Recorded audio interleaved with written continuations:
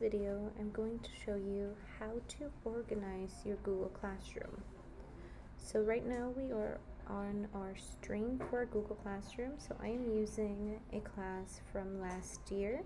So you can see that my stream has all of my announcements to my students, but it also has notifications for assignments. So every time I would post a new assignment, we would get a new post under the stream. We have posts from students. So it is very easy for your stream to become overflooded with different notifications and posts, especially if you're allowing students to post under the stream. So what you want to do to keep yourself organized is go to the little gear at the top right corner, scroll down to General. Where it says stream, you want to go ahead and select that. Now here you can see that I have selected students can post and comment. This means that they can go create posts on the stream and they can also comment on them. So what I like to do is I like to select students can only comment.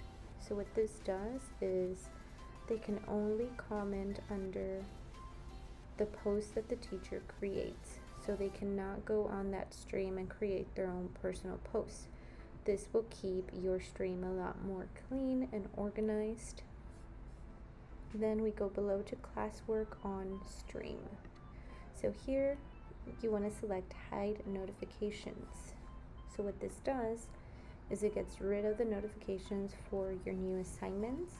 Now the students still get the notifications on the application, they still get emails, but it's not showing up on the stream.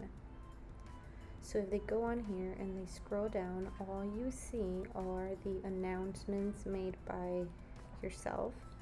So all of the stream is only important information. They can comment under the announcements if they would like to.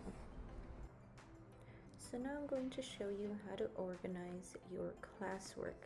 So if we go to the classwork tab, you see that you have the list of all of your assignments. Now the longer you use Google Classroom and the more assignments that you create, this list will become longer and longer, and it can become very overwhelming both for you and your students. Of course, you can archive old assignments, but then if you have a student who missed a week in your class, then he can't go back and redo that assignment. Then you have to go and restore it. So what you want to do to keep all of this organized so that they can always go back in case they missed a certain week is you want to create topics. So what we're going to do is we're going to click create topic, and you can organize this however you like. I prefer to organize by the week so that my students can always go back to a specific week and see what assignments they missed. So I'm going to use some of my old assignments, so we're going to label this week of April 13 through April 17th.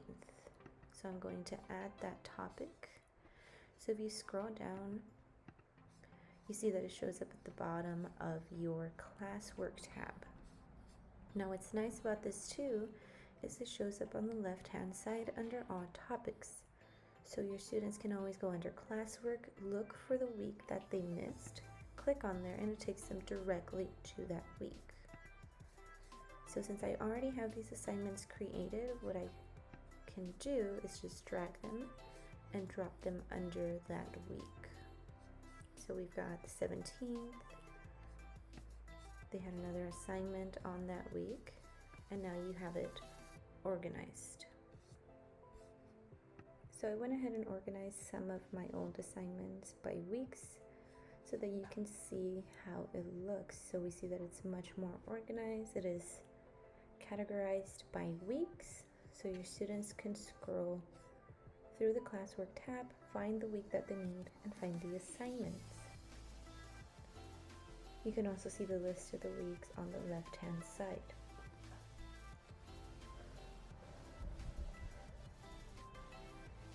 What's nice about this too is if you go back to classwork, let's say you're going to assign your students a new assignment, on the right hand side where it says topic, if you've already created your topics, you can select what week you want it to go to. So this makes sure that your assignment tab stays nice and organized. It's less overwhelming for your students. It's easier for them to find the assignment, and it's easier for you as well. So now that it's organized, you can click any week. So let's say we want to go to the week of April 13th to April 17th, and then you get all the assignments that were due or created for that week.